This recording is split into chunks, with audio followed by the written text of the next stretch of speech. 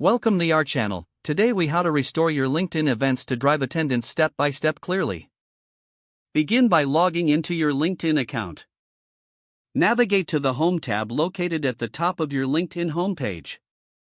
Scroll down to the Events section on your feed. If you do not see the Events section, click on See All to view more options. Once in the Events section, locate the event you wish to restore. Click on the event title to open the event details page. Review the original event details to identify any necessary updates. Edit the event title if needed for clarity or relevance. Update the date and time to ensure they align with your current plans. Adjust the event description to accurately reflect what attendees can expect.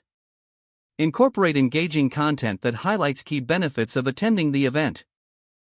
Add relevant speakers or presenters by clicking the Add Speakers option. Include any necessary links to materials or resources related to the event. Make sure to set the visibility preferences according to your audience. Double-check the event settings to ensure they are properly configured. Save your changes once all updates are complete. Next, share the restored event on your LinkedIn feed.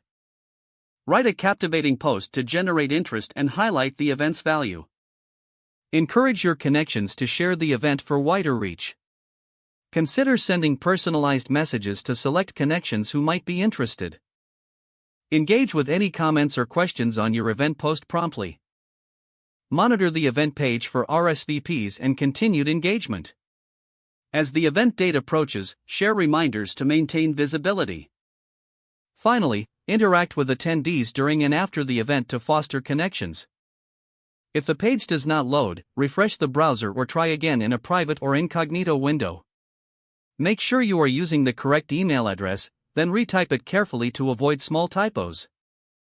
If your password is not accepted, use the reset option and create a new strong password you can remember.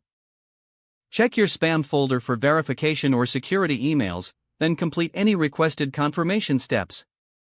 Don't forget to like this video and subscribe to our channel for more step-by-step tech guides.